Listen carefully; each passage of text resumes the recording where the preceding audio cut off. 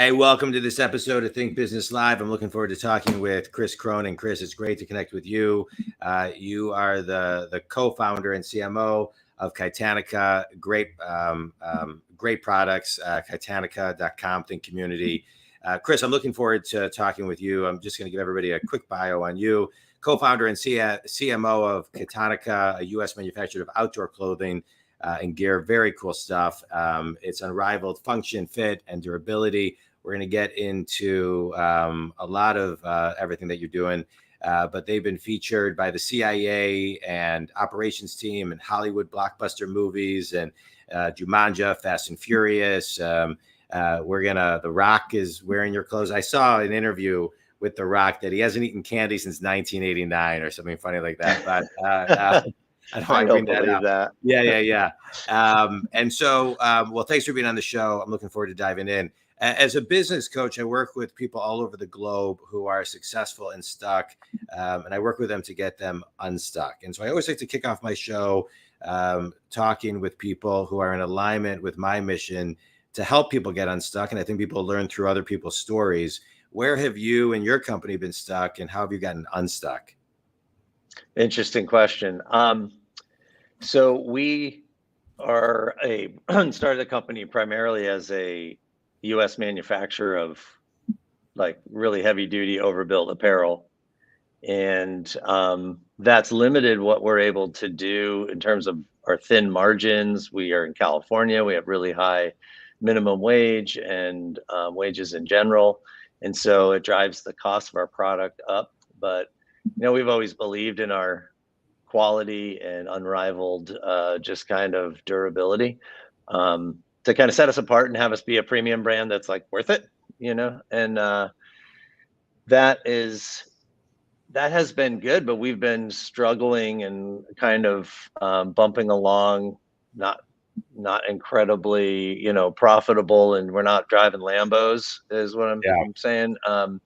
So we have expanded what we're doing, and a lot of our customers are all over the world because we're pretty much a direct to consumer company, except for our international business where there's some retailers carrying us in different countries all over the place. China, South Korea, Japan, Russia was a big, Ukraine.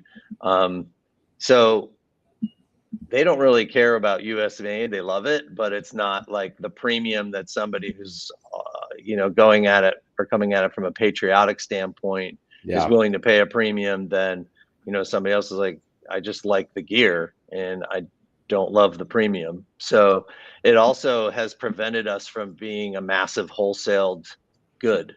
And we are currently making some bags. We have a bag line that we expanded in, and that's a really competitive space, as I could imagine. And that is we designed everything here. We have a bag lab with a designer that's specifically for our bag line. And he builds and designs with our, he's a Kitanica employee. And we make the samples and send them over to Vietnam to these reputable shops that are making everyone else really high quality bags. And so we've started to expand that way. And so if you go to our site, you would see this awesome backpack. We launched a Kickstarter with a fanny pack that has a backpack waistband on it. It's got this giant padded, cinchable, designed beautifully. I mean, the thing's awesome. I love it. And it crushed it on Kickstarter. So we were in the top 4% of Kickstarters by launching it there. And I was like, oh, that's a whole different podcast about Kickstarters. But but that's one of the ways we're doing it. We're looking at clothing now too, and we'll keep the U.S. made. We're going to keep our factory here, sitting in it. We're going to keep that, but we need to expand in order to wholesale. We want to be in REI. We want to be everywhere. We want to be in Bass Pro Shop. Those guys don't even know who we are because we've been direct to consumer in a way that people find out about companies is through retailers often. Oh my God, what is that? It's interesting. You bring up, the quality, the durability. A lot of times when I'm working with clients, it's also kind of, I think I was actually talking to a client about this yesterday. People will pay for quality as long as the messaging kind of connects that as well. And you know, I a lot of times I work with clients where, you know, they're looking at it, you know, think community, we've talked a lot about this on the show, you know, thinking of yourself like a media company and having all of the messaging kind of, you know, connecting all the dots from a reading and a visual standpoint. But I hear you. It's so my question to you is, how do you message your product to connect with what the kind of the consumer wants to feel and be in your product? Well, one thing about our product is when you pull it out of the box, you can see and feel the quality. And I know that's super cliche and we never say it. We never actually say that, but it's completely true when we're at events and showing people the clothes, like, oh my God, these things are so heavy duty. Sorry, my technical Yeah. issue. I didn't I move. know, yeah. Yeah. So that's one. I mean, it's through the proof of product, but also in the messaging, we're showing people doing things outside, overlanding, and you know, we kind of know the sweet spots of camping, outdoor, active lifestyle. That's who buys our clothes. You don't buy our clothes if you don't kind of need them, or you know, Yeah. have an appreciation for gear that's built to last, and that can be put through the rigors, thrown in the wash, and then pulled out and run again. You know, Yeah. so the messaging is kind of in the visuals. Really, our website's really static, unfortunately, and you know, it's like the Golden Gate Bridge. They paint it. They start on one side and they paint all the way to the other side, and then they start over again. And so that's what I feel like the Right. website is like. We finally got it kind of where it's functional enough, but then you go back and look at it, you're like, oh, this is just not. It's just always under construction. It feels like, and it Yeah. needs to be.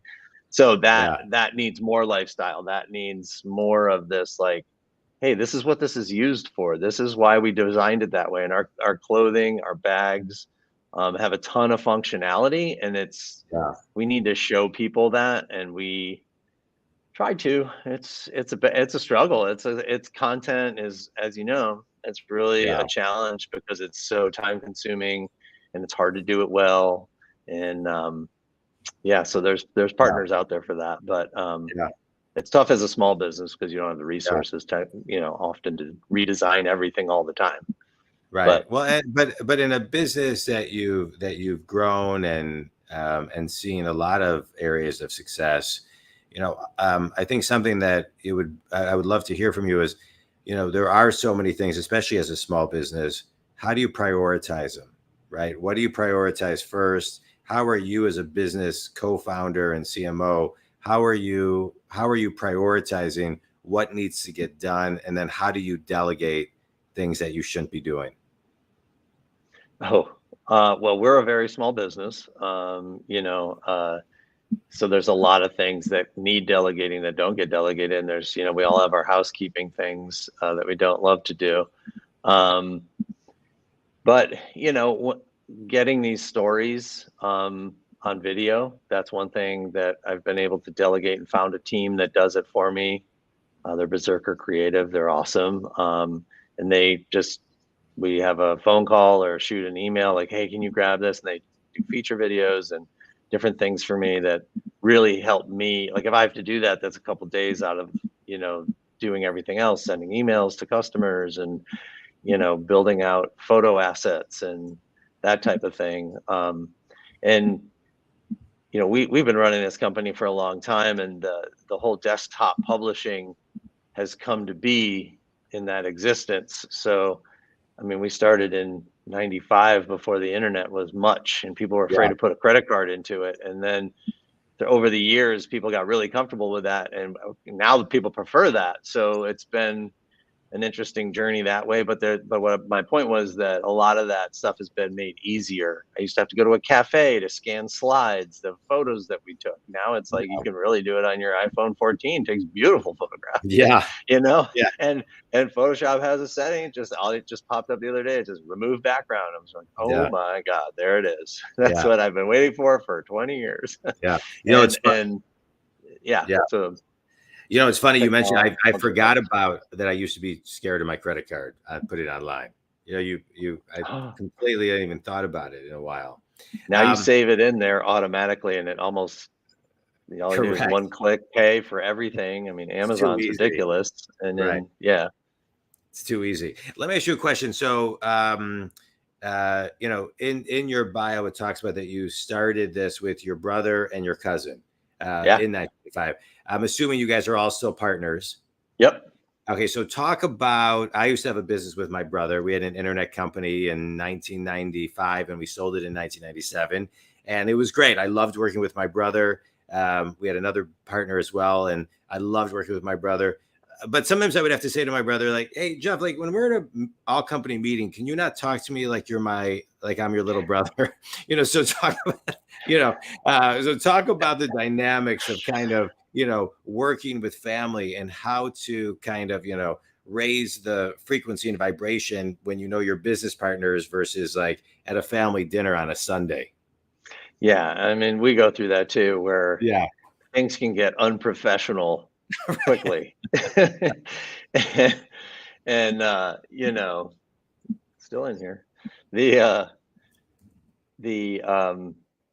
And that's a balancing act of, can we just focus on the problem and not, our history of things or the challenge that we have, and it's in real time, it's not, it's something that just gets addressed. We don't sit down and have meetings about it. But we try to really,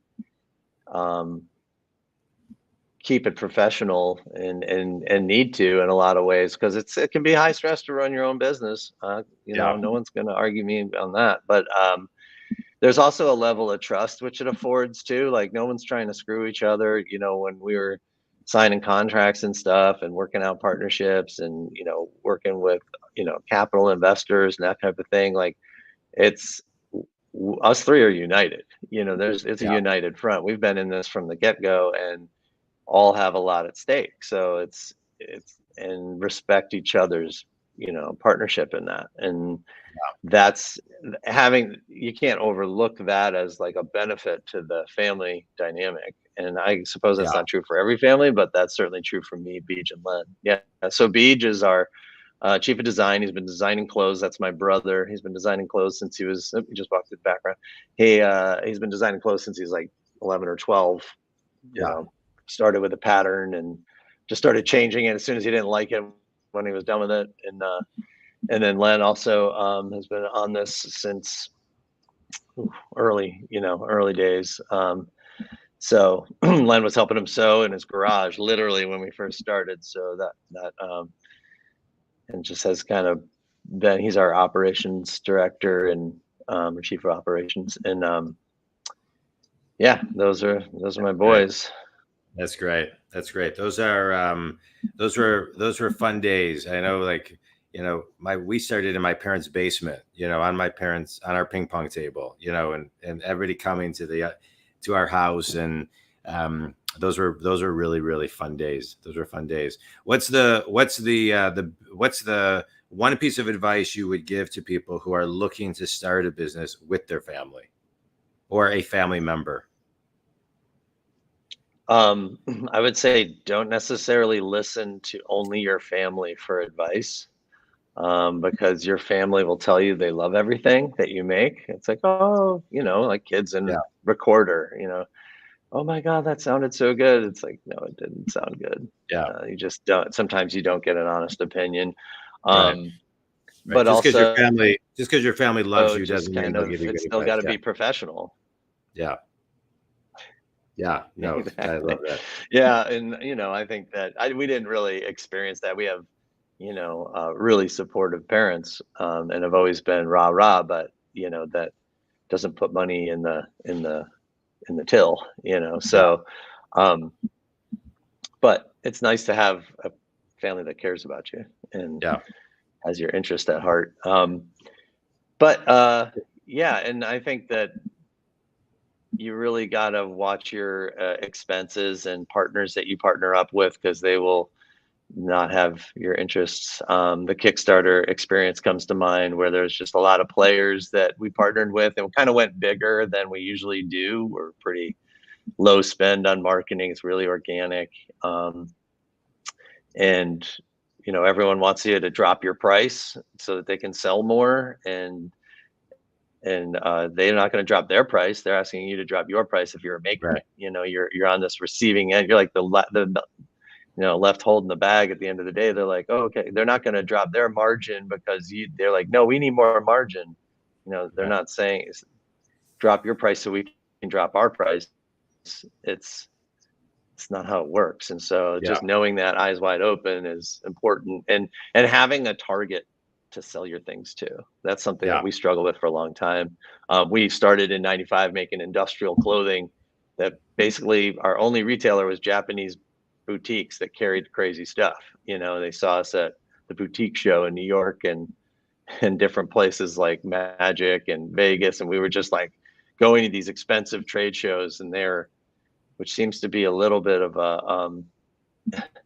there's a reset on trade shows right now in general, but that for us was a big outlay, and we didn't wind up with a lot of customers because we didn't really know who we should be talking to. And over the years of selling direct, we figured out like, oh, vets, okay, American soldiers, and prior police officers, and fire and EMT, and like all those guys want gear that can handle, it's reminiscent of on the job, but it's way better.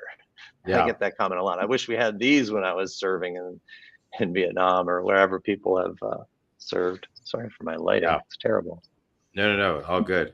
Yeah. So, all right. Well, good. Well, that's so target audience, and that's, your product is great. I love, your story. Let's dive into a quick speed round, Chris. A book, a TED Talk, or an article that's had the biggest impact on you. A book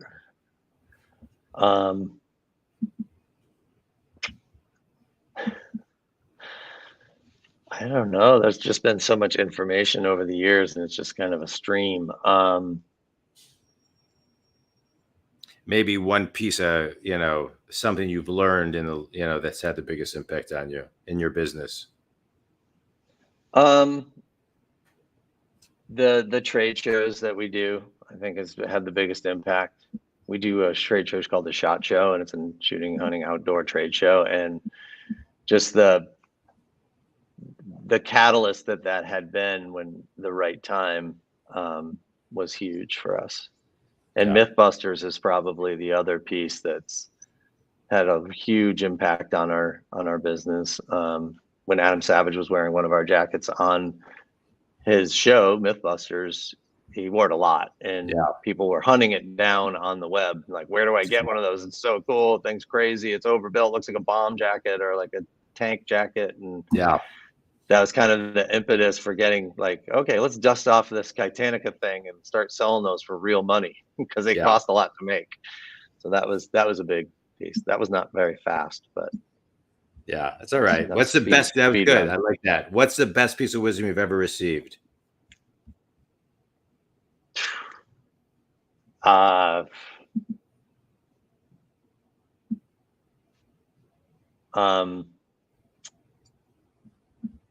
think that would be, it's a small business regardless of how big it is. So you got to treat everyone with respect. Honestly. Because it'll come back to bite you. It's a small world out there, especially when you're in a certain line of business that is, the narrower it is, the smaller it is. And that people come up too. People like will come back around, and there's the opportunities. The sales process is a long one. And I think that's another good kind of adage that makes a lot of sense, because it's like, if you don't sell it today, all right, don't worry about it. But that guy, just keep that person in mind and abreast of what's going on coming out. You never know. They wind up in different places. Finish this sentence. One thing everybody should pay a little bit more attention to when they start their own business is profitability. Amen. Amen. Tell everybody again, Chris, Profitability. right, where they can connect with you, buy your products and everything. So our website is kitanica.com, Kitanica.com. And our Instagram is Kitanica USA. And Facebook is Facebook.com/Kitanica. And follow us there and stay abreast, or email me at chris@kitanica.net. That's my direct email. Chris, I appreciate you being on the show as a business coach who works with people who are successful but stuck and get them unstuck. I love this podcast because I get to have guests like you on that provide nuggets of information, and you provided a lot to get people unstuck. I always like to extract one thing, and think community. We talk a lot about this, but profitability. Everybody, you got to be profitable. And as Chris was talking about, you ask your family something and they say they love it, but you really got to do the profitability test on it too, right? Is something a good idea? Will people buy it? What will they pay for it? Can it be profitable, etc.? So I appreciate you bringing that up. And think community, if you want to check out Chris's really cool jackets and bags and pants and shorts and travel, Kitanica.com. And you can reach me at jondwoskin.com. Chris, this was great. I appreciate your time. Stay on for a second, but thanks so much. This was great. Thanks, everybody. Yeah, thank you, John. Appreciate you having me on. Thanks so much. Appreciate it too.